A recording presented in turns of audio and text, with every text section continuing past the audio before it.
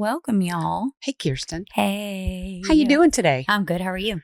Good. We're going to do a marathon of recordings today. Yes, we are. Get us all locked in and set up. Yes. How you been? Same old, same old. Same thing? Mm-hmm. Same shit, different day? Pretty much. What you drinking? Loaded tea and vodka. Loaded tea and vodka. Not wine today. Not wine. Well, you're going first, and I'm drinking water. Okay. So, I don't like to drink the whiskey this early. Yeah. To do it a little bit later so I can stay awake longer. So you're not like, I'm going to bed, guys. Yeah. Had enough. 5 p.m. Yeah. Okay, peace out. We're done. Yeah. So you're going to tell me a story I today? am going to tell you a story. All right. Hopefully we can follow. I do have pictures that I'm going to show maybe midway after I kind of tell you what's going on. Okay. And then remind me, because I have a fun fact at the end. Okay, I'm going to write it down so I remember. It was one of those where I was like, I didn't know that. I'm sure that you will. Oh, well, thank you for thinking I'm so intelligent. When I was researching, I was like, I bet Tammy already knows this. We'll see. We'll see. Okay, so today we're going to go to Jay County, Indiana. All right. It's going to be early morning of January 12th, 2020. So that was like right before the whole world went dark for COVID. Oh, yeah, because that was like March or something, wasn't it? Yeah, so everybody was still able to socialize and right touch before, each other and shit. right before COVID. Yeah. So the police get a 911 call saying, it's a woman's voice. She's saying, we drove up on a man lying on a bridge. We don't really know if he's actually hurt or if he's on drugs or what's going on. He's just laying out on the bridge. And we're staying in our car. I think they got out, but it was a woman and I believe her husband. So I think she felt like, and where this was kind of in the middle of nowhere. And so it took the police a little bit of time to get out there. They did say they saw a little bit of blood on the bridge, but nothing like they would be like, oh my God, this is a huge attack. Yes.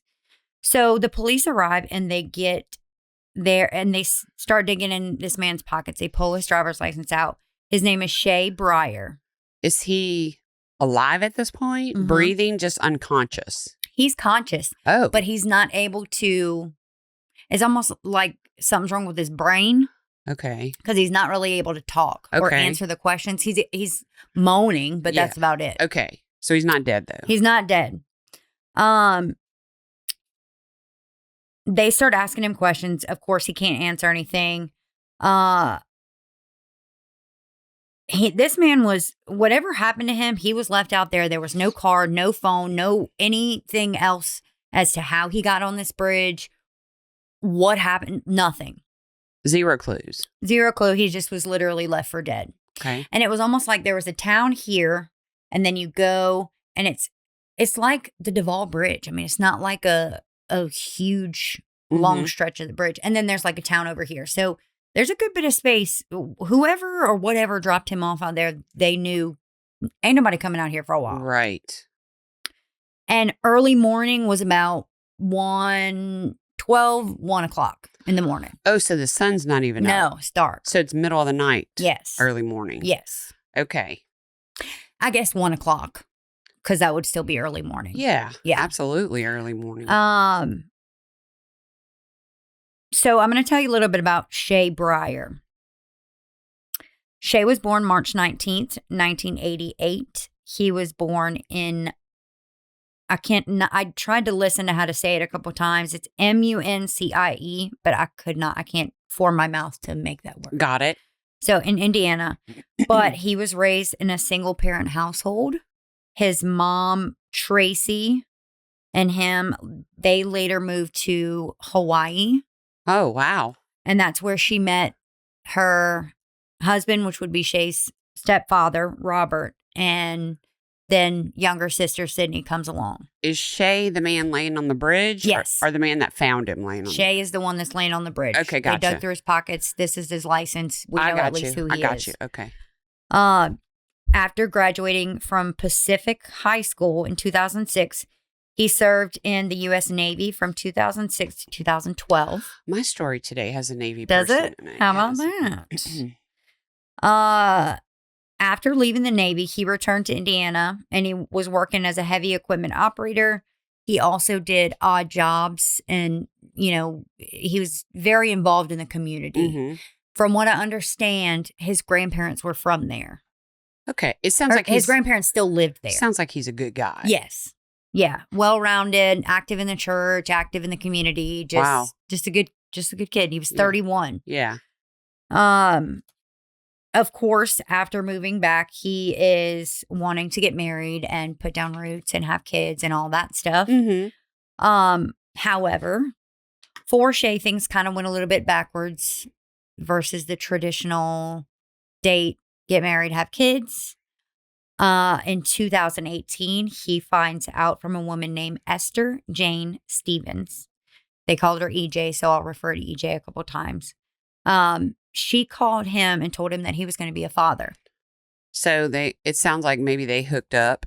From what I've gathered. They weren't really in a quote unquote relationship. No. And if there was a relationship, none of it was public. Nobody knew that they were together or anything like that. EJ was a softball coach at the local high school, but as far as everything that I looked at, I don't even know how they met. I don't have an answer. That's okay. So she tells him, you're going to be a dad. They end up having their daughter. I'm going to just say A, because that's how she was referred to in the court documents. All right. In January 2019. Well, let's call her Anna. Anna. I don't talk about her very often. So that's fine. We can call her Anna. So she was born January 2019. And after their daughter was born, they started actually publicly dating. Well, okay. And then they got engaged shortly after. Okay. So from all of his family and the conversations that they had on the documentary that I watched is they didn't really feel like they were lovey-dovey or like really were into each other. More so that this was like, we had a baby, so we need to get engaged. Do the right thing or whatever. Okay. Which sometimes that turns into love. You never know. So a baby's not a reason to get married. No. No. But if they dated and then got it would be different if she's like, they're not even dating and he's proposing at the bedside. Right. So she's about to push the baby out. We need to hurry up. Yeah. We need to hurry up and do this. Yeah. So the family just kind of felt like it was forced. But all of that tracks because literally weeks before their wedding, EJ called the wedding off. She's like, I'm not going to do this. I ain't feeling it. Yeah. So Shay was extremely disappointed. And around this time, Shay started attending this, it's a Methodist church in their town or city. Okay. He started getting really involved with the active fathers in that church. He didn't have a dad growing up. His biological dad just wasn't there. And so he didn't want to be inconsistent in his daughter's life. So he found men in the church that he could learn really how to be a good dad. Yeah, that's good. And I'm assuming even though EJ broke it off, she was still okay with him seeing Anna and all that stuff. My next sentence. Okay. So he was doing that and trying to get guidance. However, EJ wanted nothing to do with that. EJ was doing everything she could to keep him from building a relationship with their daughter. That's terrible. It's awful. Shay asked to see his daughter on numerous occasions. She was told no. She just was making excuse after excuse as to why it wouldn't work that day, or we have this and we have that. So there was never a good time for him to be able to be involved with his daughter. I don't like EJ already. Yeah. So eventually he got a lawyer, and what EJ told Shay was, if you go through with this, you're going to be sorry. So in November 2019, he filed for paternity testing because he was not on the birth certificate. Oh my gosh. So, you got to go through that whole rigmarole. Yes. So why did she not put him on? I don't even know if he was in the room. It was a rhetorical question, really. That just sucks. It's fucked. Yeah. So he did that to try and establish some sort of custody agreement. Now this is going to take us back to actually the day. So we're jumping back to the day where they found him on the bridge. Okay.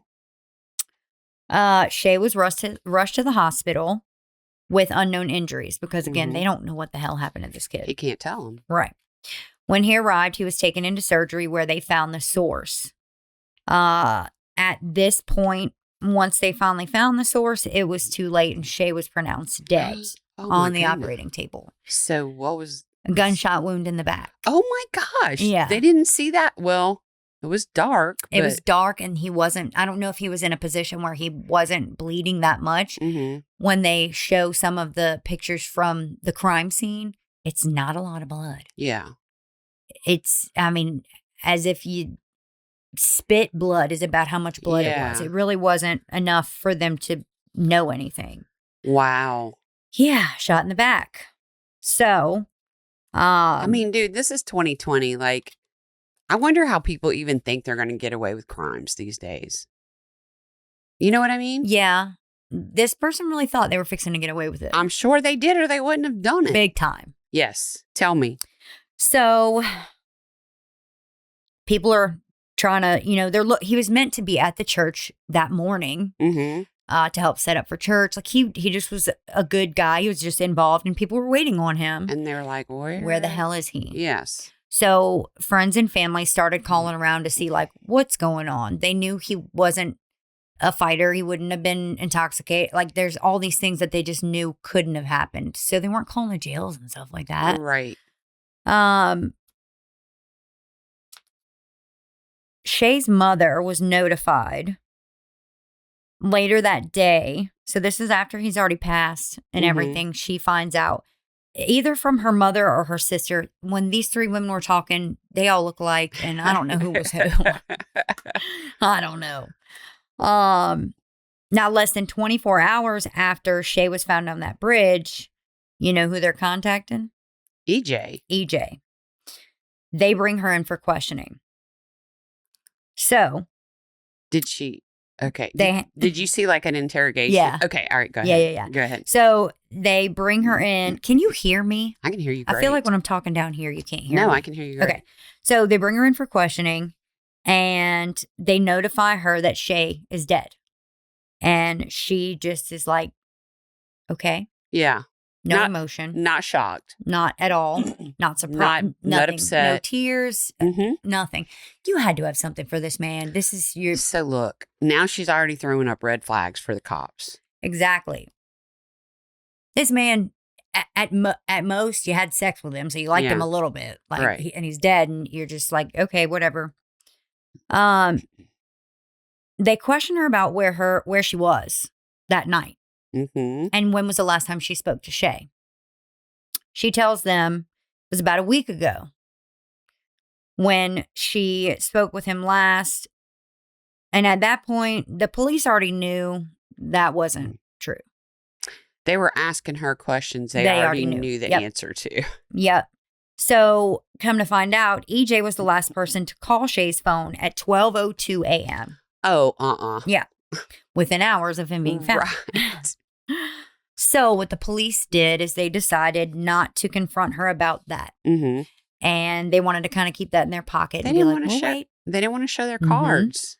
And the detective basically said, here's my card. If you find anything or hear anything that might help the investigation, let me know. Perfect. And off she goes.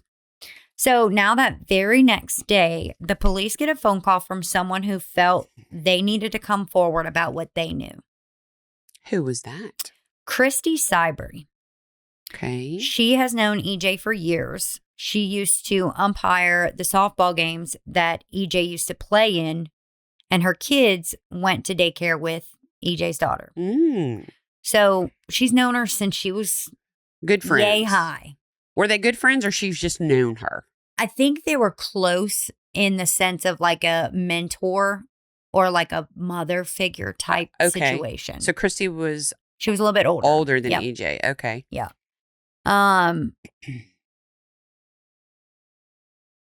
Krystin knows I'm just EJ. repeating what I said. Yes. When she found out about Shay's murder, she kind of started freaking out. And the reason why is she got a call from EJ a few days ago asking her to babysit her daughter. Oh my gosh. That weekend. And I'm going to kill someone. Can you watch? Yeah, Can you watch Hannah? So I've got shit to do. Right. And that's kind of how it came across. All right. She was like, so what you doing? And she's like, oh, I don't know. We're just going to going to Ulta. Go out and hang out or whatever. Yeah. Hitting Ulta without my daughter. The softball coach at the school. Right.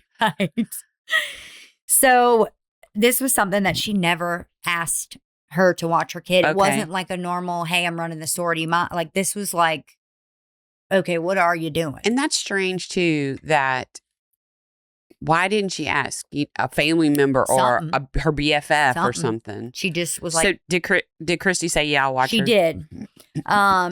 So the day goes on. Like it's the day that Chrissy's supposed to be watching the daughter. And of course she told her in the evening. So the day goes on and she hadn't really heard anything from her. And she was wondering like, well, is she coming? Like, what's the deal? I'm sitting here waiting on her ass. And Chrissy said that EJ didn't show up till about 10:30 for a babysitter. She goes out late. Like, girl, why are you bringing your baby out to somebody's house at 10:30? What the hell? She goes out late. Kids I these days. I know. And at this time, she's 29. So. Yeah. I mean, to me, that's past the club. And yes. You're not leaving the house till 10 o'clock. Suck. Yeah. If it's 10 o'clock and somebody's hitting me up, I'm like, right now? Or are you talking about like 10 tomorrow? Because we ain't doing that tonight. We ain't going anywhere. Yeah. If I'm already out, cool. But I'm not going out at 10:30. So, again, she asked her where she was going. And what she responded with was, we're just going out. So, EJ didn't return that night until 1:30 in the morning to come pick up Anna. It's so weird. Very weird. Why not just let your child sleep there till the morning? If you're going to drop her off late like that, she better be in her pajamas and ready for bed. Because I'm going to bed. And she's going to go to bed. You can come in the morning. So she picks her up. She picks her up about 1:20 in the morning. I have to stay on my hand on here because my eyes go crossed. I'm so sorry. No problem. Okay. So Christy woke up and she met her at the door. And it was almost like EJ was coming in to kind of like sneak in, grab her daughter and dip. So she didn't have to say, hey, this is what we did or whatever. So she met her at the door and she was like, what were you doing? She's like, we were just out. She's like, no, seriously, like, what were you doing? Wow. Like blunt. Wow. And she's like, I can't tell you, but I'm sure that you'll hear about it in the paper in the morning. Oh my God. EJ's dumb. Dumb. So Christy said that in the months leading up to the murder that EJ would come over a lot. And every time she would come over, she had her friend Shelby with her. Oh. Shelby's name, it's Shelby Heaston. She was a former student at the high school that EJ was a softball coach for. That's crazy. They're in love. Yeah. So she's 18 at the time. It's all fair and legal. Yes. After Shelby graduated high school, she became EJ's assistant coach. Oh, okay. And began coaching at another school nearby. And sometimes she would work at the daycare when EJ would work at the daycare. I think that the daycare was very like community based and everybody kind of took a shift. It wasn't like a board certified type of thing. It was connected to the church. So I think it was whoever's available, come watch these kids kind of thing. Gotcha.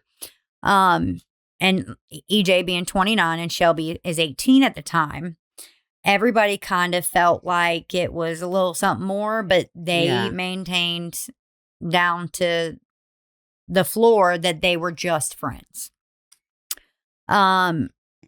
Detectives had heard Shelby's name before because Shay's family, they were concerned that Shelby may have had something to do with it. Well, and Shelby couldn't watch the baby, obviously. Correct. She was out. Correct. Out. With EJ. Right. So, Shelby was always around, and Shelby was constantly jealous of any contact that EJ and Shay would have had. Oh. That would immediately get her pissed off. Krystin continues to tell detectives that the two of them started coming by more and more often after Shay filed those court documents for the paternity. Some of their conversations they had were like, well, how can we get rid of him? I wish he were dead or in gone. front of Krystin? In front of Krystin. Now, what Krystin said was,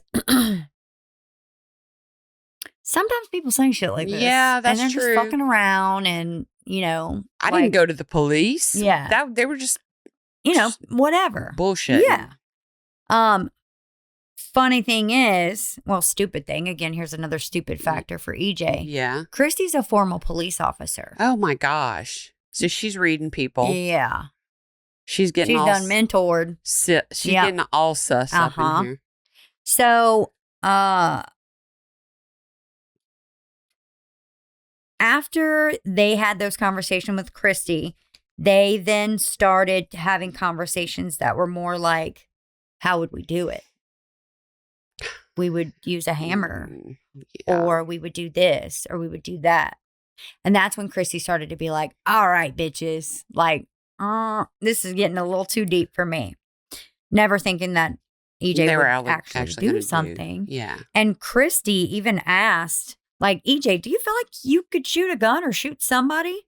And Shelby interjects and says, I could. Oh, well. Okay. I got my girl's back. Yeah, I got that. After that conversation, she knew without question that this was something that needed to be told. And the detectives immediately went and picked EJ up. Okay. They're like, all right, bitch. Good, Krystin. You're coming back. Glad you called it in. Yes. So January 14th, which is 2 days later, they had EJ come back in for questioning. And the first thing that they asked her was about the phone calls again. When was the last time you talked to him? Did she keep her story straight? She just sits quiet. Oh. And then they said, well, you know what? We'll show you. Yeah. You were the last one. Actually, let us jog your memory. Yeah, you were the last one. And they knew she lied about it. She said, well, I didn't call him. I just butt dialed him. And so they pressed her, knowing that also wasn't true, that you just butt dialed this man. Right. She was like, well, yeah, I guess we talked for a little bit. It wasn't long. Okay, so it wasn't a butt dial. Yeah. You're already backtracking. Yep. She said that she insisted that they did not see Shay that night. Absolutely not. No involvement with him. Never saw him. Just talked to him for a few minutes. And it was a conversation about the baby. Mm-hmm. So, in the other room, they had brought in Shelby. And they're questioning her. And as soon as they told EJ that they were questioning Shelby, her whole mood, tone changes to, okay, well, let me tell y'all what really happened. So, this is the account of the night explained by EJ. All right, let's hear her version.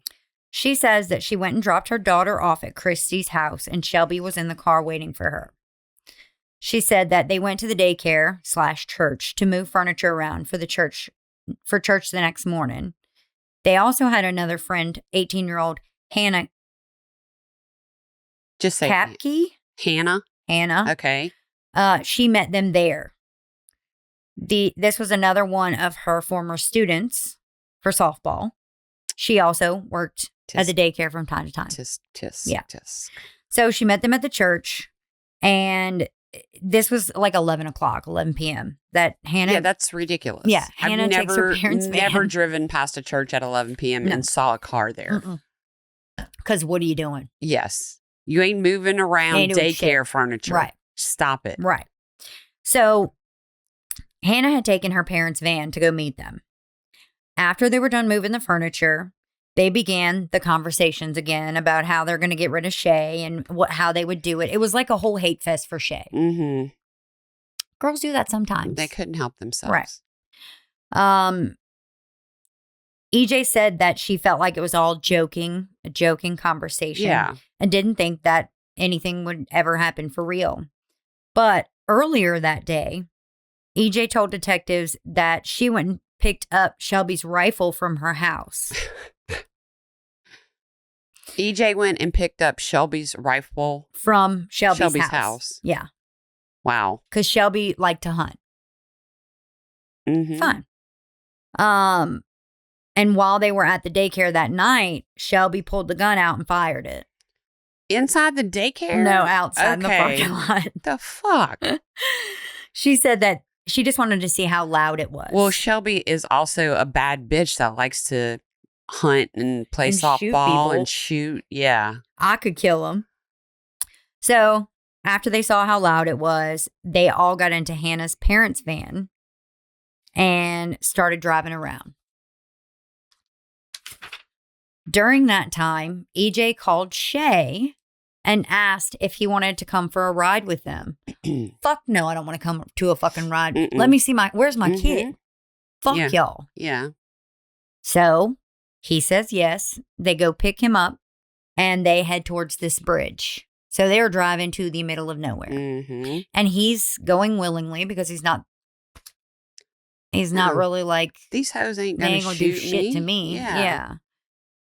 When they got to the bridge, EJ and Shay got out to have a private conversation. Next thing she knew, she stopped. She wasn't crying, she just stopped talking. And the detective's like, dude, we're fucking right here. Yeah. Like, spit it out. Yeah. Get to the point. You're right there. Just finish the story. He says, did Shelby shoot him? And she, in this little soft voice, is like, yes, she did. She told detectives that she didn't really think Shelby would do it. They all joked about it, and she didn't think that things would actually end up this way. Detectives believed that she had every intent to kill Shay, and that she planned this out completely. That being Shelby or EJ? EJ. Okay. And she just got Shelby to... Mm-hmm. We don't even know at this point because this is EJ's side of the story. All right. They also knew where he was left. She knew, like I said earlier, nobody's coming up and down that area. They asked about his cell phone because the cell phone was nowhere to be found. She says that she threw it into the lake. Which, okay. Fine. But it was so intentional that she said that they had already left and it clicked in her brain and they turned around. Oh my gosh. And she went and grabbed his phone. She and threw it into has no cares. Like he's laying there conscious but dying. And the way that she's telling this story is just like blunt, monotone. Yes. Like we went back and I took his phone because I was scared he was going to call 911, so I threw it in the creek. Yeah. Wow. They were like, oh, well, okay. Shay laid out there for about an hour before somebody came out there for him. Thank goodness those people came. I know. Well, he didn't survive. But. Right, but he also didn't get eaten up by something. Yeah. Because who knows what's out there. Right. Now, Shelby was in the next room giving a similar story, but she admitted that she was the one that pulled the trigger. Oh, she did? Mm-hmm. I figured you would say, EJ pulled the trigger. Their stories were either it was all the truth or it tracked completely. Okay. If it wasn't the truth, why would they tell a story like that? Yeah. So Shelby said that she didn't think it would happen, but all of a sudden she just blacked out and it happened. And what about Hannah? Hannah is in the car. The cops didn't bring her in. I'll get to that. Okay. At this time, no. Right. At this time, it was just those two. Later on, Hannah had gone back to college in Iowa, and they went and questioned her. She told her of her involvement, and she just was like, I don't know this guy. I can't even tell you what his name was. I didn't know that this was for real, what their plan was. And they're like, well, why did you bolt? Why did you use your parents' van? Oh. And to me, she tells the police it would look suspicious if we used EJ's. So when she said that, so she knew. My personal thought was she knew what she was absolutely doing. knew. But she was the only one out of all three women that gave some sort of remorse or sadness or anything. So I think she knew what was going on, but I don't think she was part of the original plan. I think that it was thought about and they just called her and said, this is what we're doing. Bring your parents' van. Mm-hmm. Yeah. So, she said that they did talk about shooting him, but she didn't think that they would actually do it. She said that she was too scared to tell them no. Well, I mean, I agree. I can feel that. Let's go out in the church parking lot and shoot the gun off. Yeah, I'm going along for the ride at that point. You're not going to shoot me. Yeah. I'm doing everything I can to stay alive. Right. And that's kind of how I felt like she was being. So this is her pictures. Okay. No. Other way. There you go. And can you tell me who those people are? So the middle is EJ. This side is Shelby. And the other side is Hannah. Are those like mugshots? That's their mugshots. Yep. So even though they all three confessed involvement, they went to court and all pled not guilty. So, in March 2021, EJ was the first one to go to trial. All right. The prosecution presented to... This story was really cut and dry, and so the rest of this is like how the court cases go. Okay. Because obviously we know what's what. They told us the whole story. Right. So March 2021, it's a little bit over a year later, prosecution presented to the jury that even though she didn't pull the trigger, she was the one behind the murder. She was the one who put this plan in motion. She was the mastermind. And she wanted him out of her life forever. She had the motive. Mm-hmm. While EJ is being tried, remember Krystin? Mm-hmm. She's one of the main people to testify. And something that she added was, and she may have told the police this, but this was told in the courtroom. She added that EJ and Shelby had told her about another time before that they tried to get Shay to overdose. Wow. Yeah, except for they're fucking idiots. They crushed up ibuprofen. Oh my God. And put it in his tea. Bro. And he drank it all, but it didn't do anything to him. Bro didn't have any back pain for days. Ibuprofen? I mean, God. Benadryl, bro, like something. Yeah. Fuck. You could have put eye drops in his drink. That'd have killed him real quick. Fuck. So the prosecution, they wanted to address that because they wanted to prove that it was premeditated and she had already been planning it. Sure. EJ did take the stand. Did she? Yeah. She said that the whole thing was planned by Shelby, that she went along with the attempted overdose because she thought that it was just an innocent science experiment that Shelby wanted to do. I mean, she's only 18. Yeah, she was just being stupid. She's just like had a biology exam and like some kind of presentation. Sure, you can use my baby daddy for that. That's fine. She said that she told the jury that Shelby wanted EJ and the baby all to herself. Yeah, she was in love with her. Absolutely. Absolutely. EJ's defense team said that Shelby even told detectives how much she hated Shay in her interrogation. She hated him so much, and she said that this little girl would just be just fine without her dad in her life. And I mean, I'm telling you, like, just monotone. Another thing that Shelby said during her interrogation, it was like the relaxed time after she kind of already confessed, and they got one detective in there and they're just waiting or whatever. And they brought her a hamburger. Something like that. Yeah. So she looks over at the other detective and she's like, I just have a question. He's like, okay. Do you think we can keep this off of Facebook? Oh my God. And he's like, oh, no, it's going to hit the news and it's definitely going to be on Facebook. I mean, EJ found someone. I wonder how early she started grooming this girl. If she had 4 years with her, that's when she started. Yeah. And one of the pictures that they showed, like, you know how they'll show like different ages or whatever. Mm-hmm. Well, she's in her softball uniform, so high school age. Yeah. She looks like she's Callie's age. I mean, oh my gosh. And in the photo, she still looks so young. Yeah. I know she's 18, but she looks younger than 18 to me.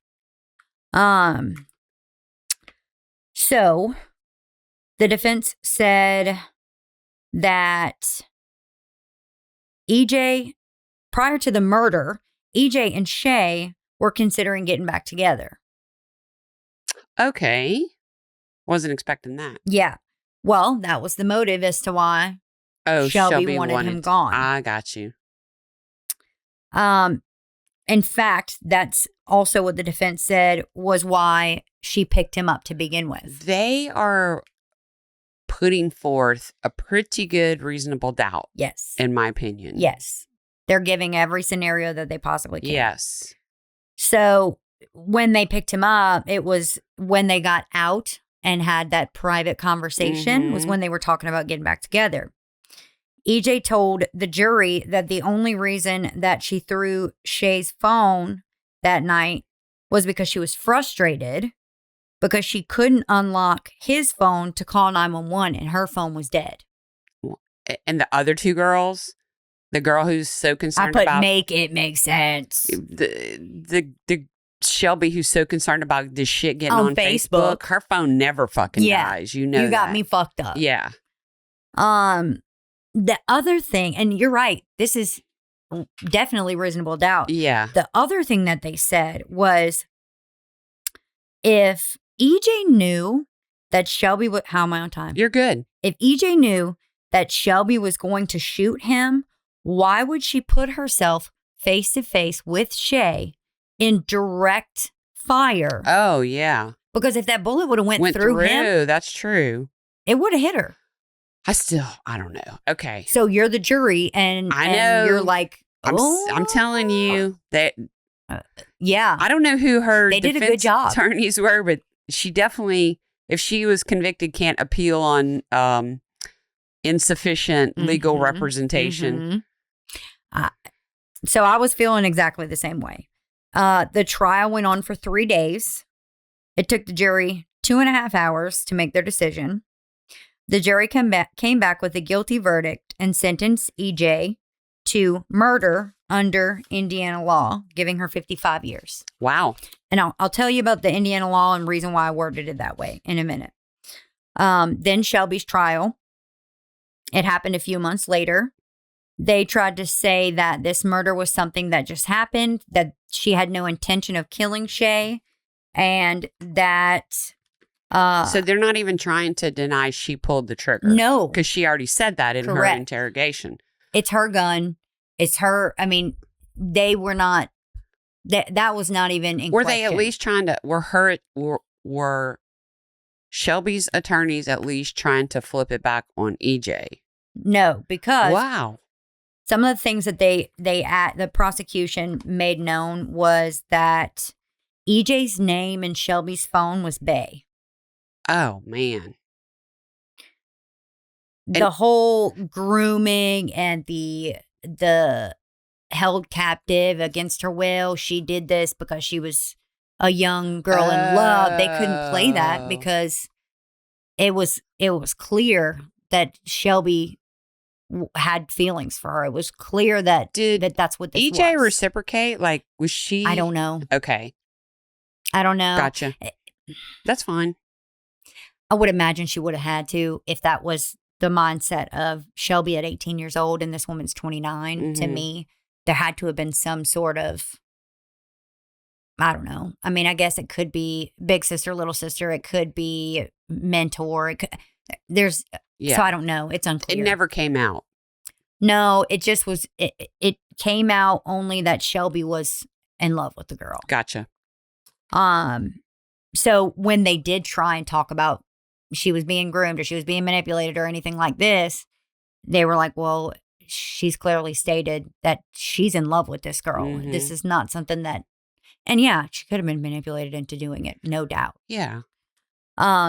So they only deliberated for, I don't know, maybe an hour. I didn't write it here. 15 minutes. Yeah. She was charged with murder under Indiana law, sentenced to 55 years as well. All right. So the exact same sentence. Hannah was offered a plea deal. And the only reason why she was offered a plea deal is because Shay's family had already gone through this twice. And they felt like her involvement was not as much. Yeah. Or as in detail as the other two.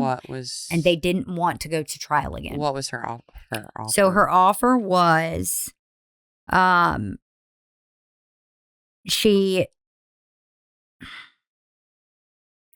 gave her 17 years. I don't know the details of the offer. They gave her 17 years. I didn't know if it was going to be like, we'll let you off on probation. No. So she got, she's eligible for parole after 10. Okay.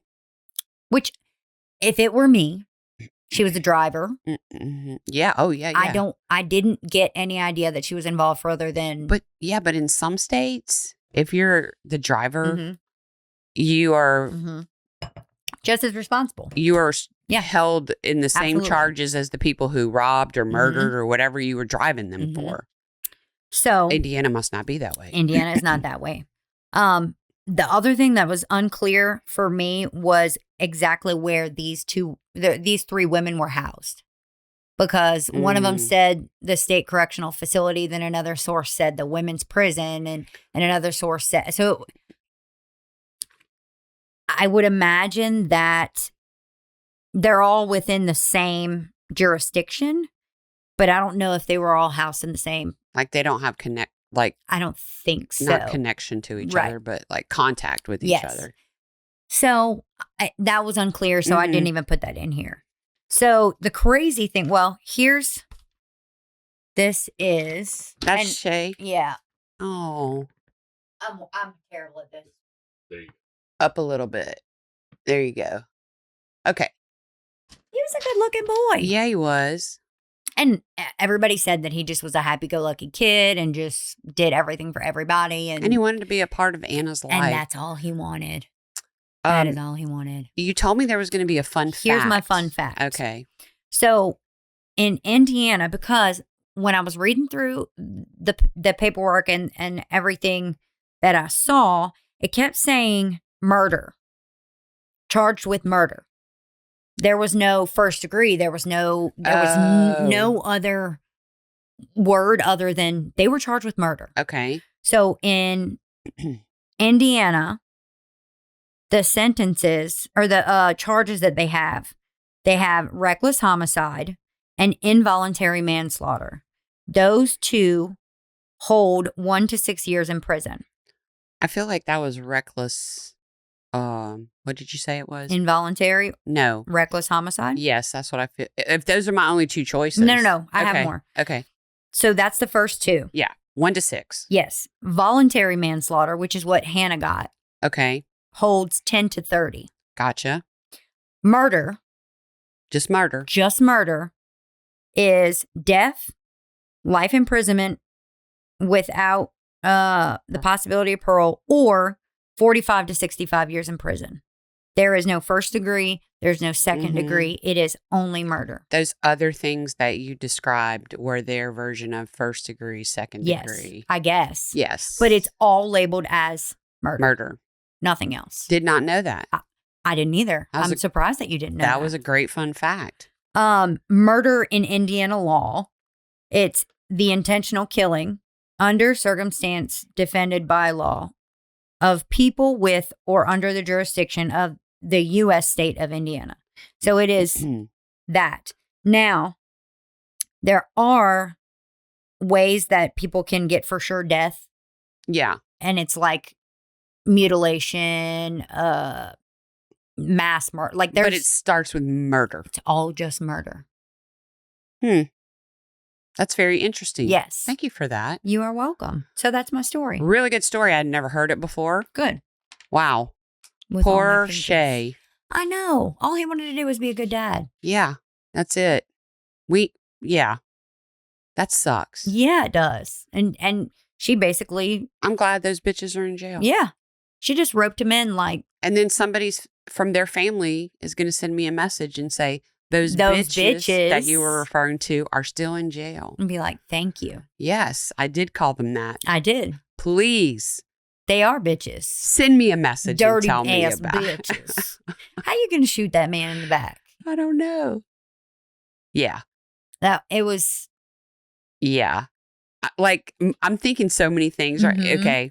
We could have a whole long discussion about this, but... It was a mess. Yeah. Thank you for that story. You are welcome. That was so good. Thank you. Hey, if y'all like that story...